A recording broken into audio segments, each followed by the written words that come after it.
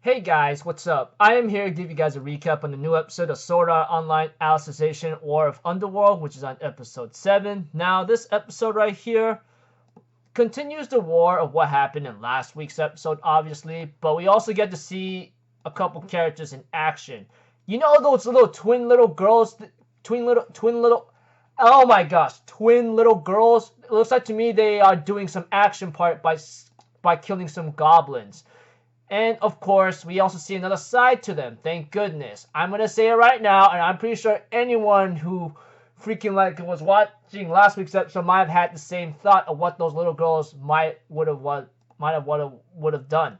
But aside from that, Renly, the green-haired knight whatsoever, Integrity Knight number 27, I think. Yeah.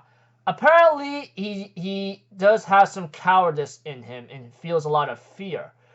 I guess this is because what happened with him in his past is because he actually had a friendly rival with someone in terms of a duel at a tournament, but later on did not realize that his sword was breaking, and later on that sword broke, and later on he ends up accidentally killing his friend, and I guess that's one of the reasons why he became an Integrity Knight. But unfortunately, you know, the Pontifex, or should I say Quinella, whatever her name is, which I don't even give a about, honestly, she pretty much says that he's broken and decides to put him into cryostasis as punishment. Eventually, after Renly sees Tione and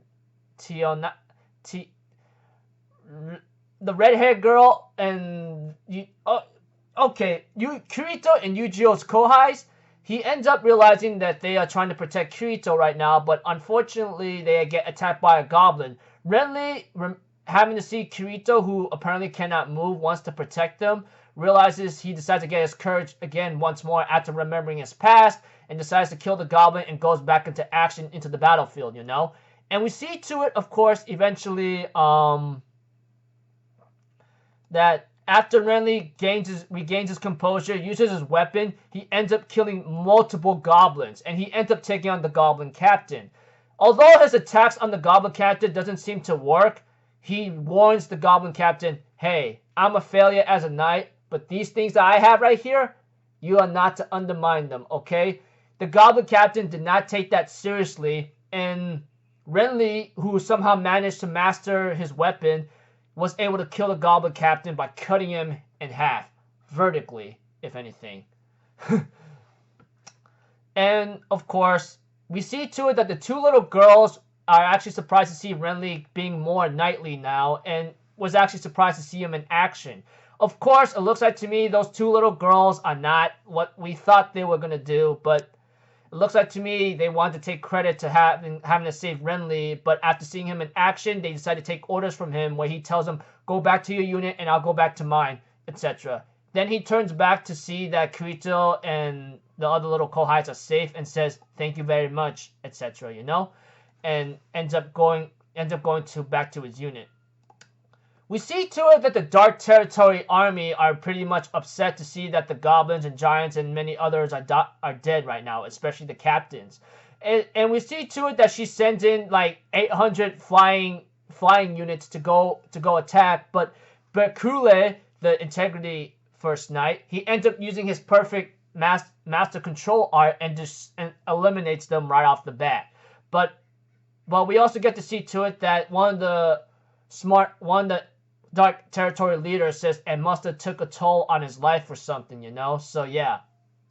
So she sends in more infantry units and some dark mages along the way. But the sad thing is, when the dark mages was trying to activate the thermal magic attack, it's not working. Reason being is because Alice somehow absorbed all the human and demi-human souls or something into one small particular orb that she has been using a lot. Or should I say, she's been absorbing into. I mean, you've seen it in last week's episode, and I think in last week's episode, of course. And she ends up having to use all those souls whatsoever after she was having some internal mind conflict whatsoever, and blasted all the dark mages away. And I mean, blasted them away, like killed them off into oblivion. And I'm like, wow, dude, are you dead well serious? Holy shish kebab. I mean, you don't get to see that. Well, okay, we all know Alice is very strong, but to think that she was this capable of doing so, couldn't she end the war more faster than ever? Well, if she could, then she would have done so, but whatever the author decided to do, or whatever the limitation she has to have or something, I guess there's a certain, like, possibly limit that she could, like, use, or maybe she's not supposed to use everything right off the bat, because possibly of what the enemy could have in turn. Anyways, next episode, it looks like it's going to be involved with the title Blood and Tears, or Blood and Souls, I don't know, but one thing for sure, we're getting closer to another crazy bloody war, that's for sure. So until then, people, I'll see you guys in the next video. I'm Alfazero. Have a good day, and I'll see you guys next time, alright? Peace out. Bye-bye. Toot-toot-toot!